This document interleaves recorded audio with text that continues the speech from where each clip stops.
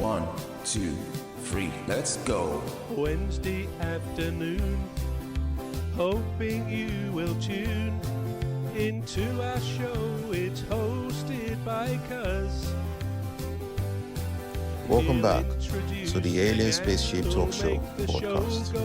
And in case you're just joining us, you're listening to the Alien Spaceship Talkshow podcast with Emmy Hikins and Trevor Gear. I noticed when I gave Mike, my brother Mike, a cup, for example, I passed him a cup of something, he would take it and his hand would be shaking, just fairly slightly. But over the last few years, I have noticed that it's become more prominent.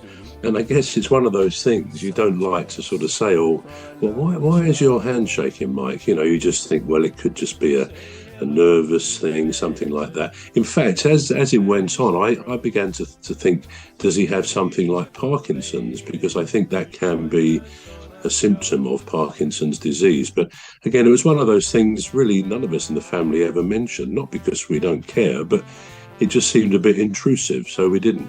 But I guess it was about maybe a year ago, maybe a bit less. He actually talked to me one day and said, I'm sure you've noticed, Trev, he said that my hands shake, both of them to an extent. His main hand, his right hand, is worst. And I said, well, yeah, I had noticed it, but, it doesn't seem to bother you. He said, well, it does, and it's getting worse.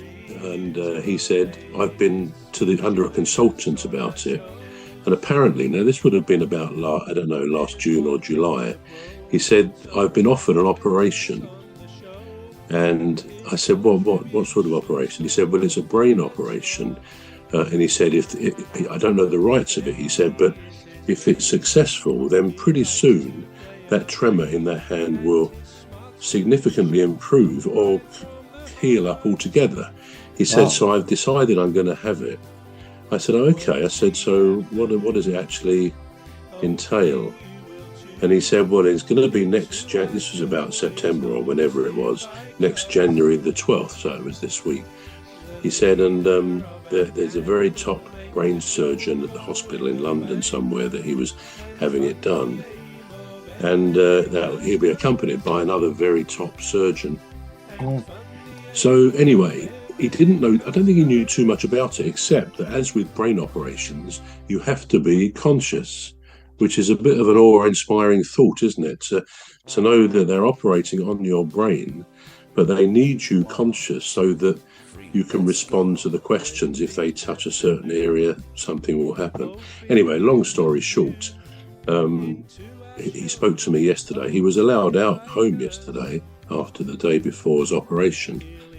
And the only reason I raise this is to say, the incredible people around us in all walks of life, really, and things that many of us would say, I couldn't do that. I couldn't be a surgeon. I wouldn't want to be cutting into people's bodies. We all have things we couldn't really possibly do because they don't appeal to us. But of course, across populations, different people want to do different things and maybe are called to do different things.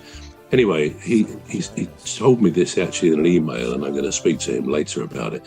But I said, how did it go in my email? And he said, the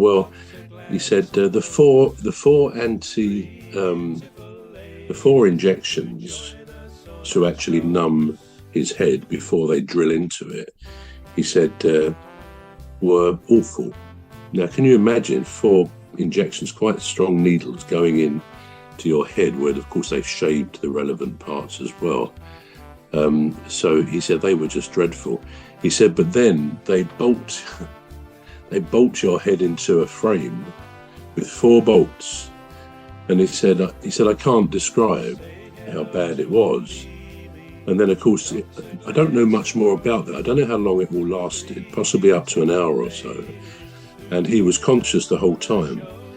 But he said it was unreal. He said, I kept thinking or feeling that I was doing reverse somersaults in a black space with my legs going over my head and this kind of awful movement. So it obviously was traumatic.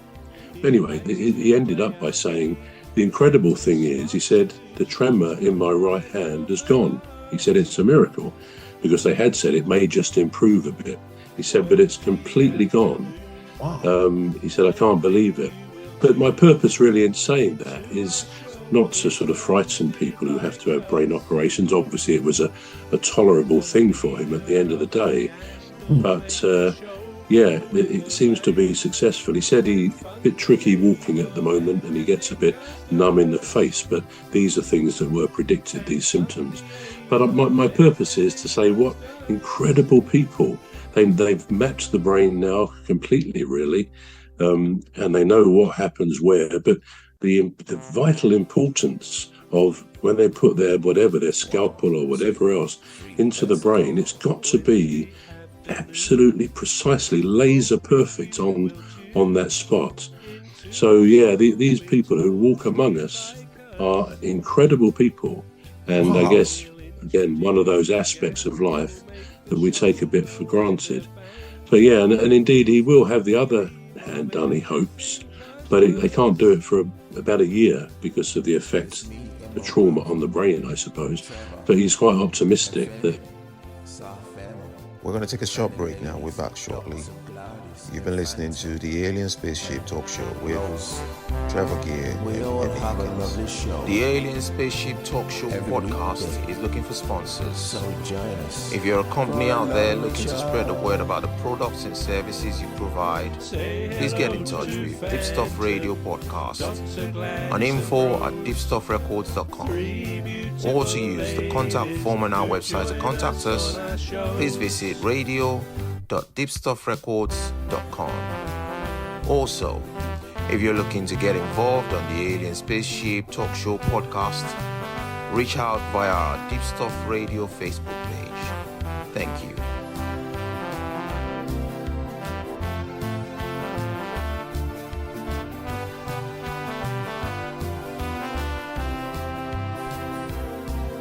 Say hello to old Mimi, Dr. Gladys and Rose, three beautiful ladies who join us on our shows. There's one other bro, sometimes joins us on the show. His contribution's thoughtful and smart.